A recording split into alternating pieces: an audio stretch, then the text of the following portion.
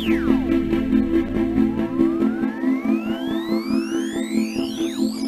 all, and welcome to day 8 of Veda. Veda, if you are new, is a video every day for the month of April. And I know I started late, but I'm participating by catching you up with the last couple of months since I wasn't really able to get in a regular podcast. Today I am recording with my usual Leo and Zane up in the room with me, as well as Sam is playing Mario Kart. So if you think you recognize those little tunes and chirps and things in the background, you are probably right. Anyways, today I thought I'd go over the topic of pattern testing. So that is kind of my little tease in the title there.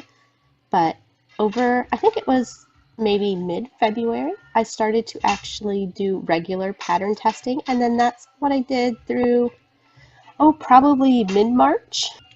I actually came to a brick wall with a couple different pattern testings, and so I've kind of lost my, what do I want to call it? My enthusiasm for pattern testing. But actually, the first couple patterns I did, even though I had a couple of them that were a little more difficult or needed a few little repairs to the pattern before they got published, overall, it's been a very enjoyable experience, and I've had a lot of fun doing it. So the first pattern that I tested was now I'm not going to remember exactly what it's called. I will have links to my pattern or my project pages down below, so you will be able to find the patterns if they are published, linked there. But the first one I did was an indigo. Is it just indigo cowl or indigo something? It was pretty much the leaves of the plant was done in a lace pattern on a cowl. And I really enjoyed that one. That was one that took myself a little bit to get my mind wrapped around how the pattern was worded. But after that, I believe that one is a charted and written pattern. And of course, since I don't read charts, the only thing that I tested was the written pattern. Then the next pattern that I tested was Klaus the Crocodile. And this was a stuffy pattern, and actually he is still missing his eyes actually sewn on to his head, as I need my husband to, I decided that I was going to embroider eyes on him as putting safety eyes, and I was planning on him to the twins, so yeah, safety eyes and my twins that were teething, especially a lot while I was making this. I didn't think that putting the safety eyes in was a very good choice for them. I even had to take away some of the crocheted items that they have because Zane especially was really chewing and tearing at them. And then I don't think that pattern has been published yet. That was a fairly new designer. And yes, Sam, turn that down a little.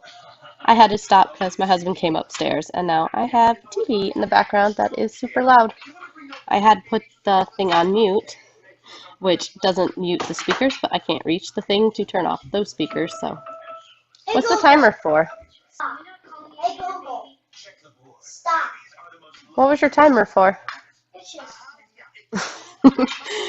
Anyways, yeah, I don't think that pattern has been published yet. That was a designer that was new to pattern writing, so if I find out that it has been published, I will make sure to link my project page to that pattern so that you can find the pattern.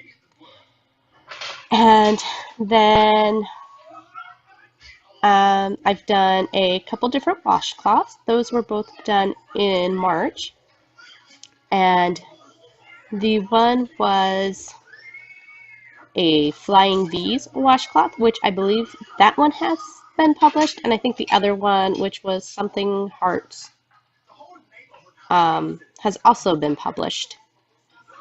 And then, are those the only ones I finished? Those might have been the only ones I finished, and then there was a couple others. One is also a washcloth, which actually their exact pattern is the almost stitch for stitch pattern that I've been using for many years on items that I have in my shop, just a different stitch count.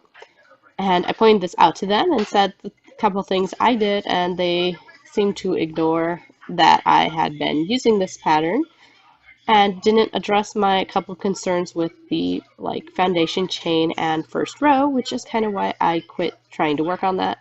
I really maybe will try to get that one done tomorrow because I think the deadline for that one was something like April 14th. So it would be nice to at least give them feedback. Like I said, my difficult part of that pattern is that I've actually already done something similar, so it's a lot harder for me to just go item by item in the pattern to test it because I'm already finding that my brain just wants to autofill from what I already know of the washcloth that I've already been making. And the other one was for a baby blanket, which the stitch, I thought they had actually made up the stitch and then found out that it was a stitch that is, at least has YouTube videos made of the stitch. So it's not a new stitch, but it was a new to me stitch. And the way that this person had designed their pattern was that it used a smaller hook for the first few rows and then a larger hook. And they didn't tell you when you started this pattern that that would cause it to curl in. And the way I had planned on doing this was striping it with the different sections, and this really didn't make it work for me. Plus the way they had designed the thing, it made it more like a hammock and not lay flat. So I've actually just today started making, I think I'm just going to make strips and then make that into a blanket. But this is with my adaptations of changing basically the edges because that's what made it, the edges were too tight for the body. So then that is what caused the hammock-like effect. So it looks like what I was doing today actually did fix that issue. Oh, I lied. There was one other pattern that I had finished, and that was a scarf pattern. It said to use, I think, fingering weight, but they wanted to see it done in other weights of yarn. And so I actually did it with a mandala cake. And I don't know if this one's published yet. This was one I finished very recently. And so I do need to check on that status. I think last I looked, the thread was still live. But yeah, that was another one I did, and it was very successful, I think, in the mandala cake. So I might end up doing more of those. Anyways, as you can hear, Zane's little cold that was just kind of stuffed up nose is now kind of congested cough. And his nose has been drippy today, and Leo has been also a little bit of that cough. I think one of the times in here that you can hear the coughing, it is actually Leo, who is playing with one of those bead toys that you often find in like doctor's offices, and that is what all that clinking is in the background. I know that's actually been in a couple of the videos, but I thought I'd let you know what was actually going on and why I can't really control the sound. Sometimes I think the auto click pop remover does remove some of that, so it's not as bad, which it doesn't actually take out the popping that my earpiece does because there's a bad wire or something in it. So I think that's just kind of funny that it takes away the kid noises, but not the actual electronic feed noises. But anyways, yeah, so I have been doing pattern testing. I would encourage you to all try it for yourselves. It's not for everyone. It does take a lot of brain power, which again is probably why I haven't been doing a lot of it recently, because my brain space is just not there. And actually there was another one that I haven't officially signed up to do that I did. Well, I got the practice swatch for, and I was going to do that. I got some yarn for Jeremy, and I was going to try and make him that with that yarn, but I think it might still be just a little too girly. I haven't actually completed my swatch, and that actually does use the mandala cakes, so I'm not sure if I'm going to finish that or do it. I'm not signed up on their actual list of pattern testers. Okay, well, I forgot one little thing I wanted to mention, and now I have little Zane on my lap since I didn't need to go blow his nose. But I've been pattern testing through the threads on Ravelry. There are probably 5 or 6 groups that I have currently found that are at least semi-active. A lot of them that I did find were not active like in the past few months. And yeah, so I didn't join many of them, but there are, my favorite kind are the type that list things. Each project has their own thread and they list it as open, full, or closed.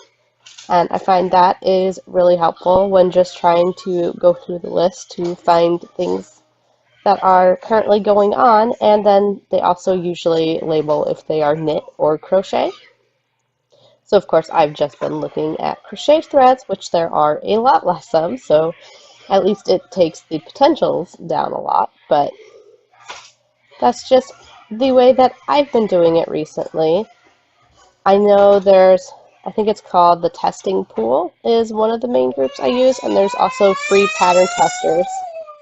Oh, and it sounds like Leo has injured himself to some extent, so I guess I'll wrap this up here for today, and we'll talk to you later, guys. FYI, Leo was just fine. He had pulled his arm out through the armhole, so it was stuck against his body, and that's what he was freaking out about.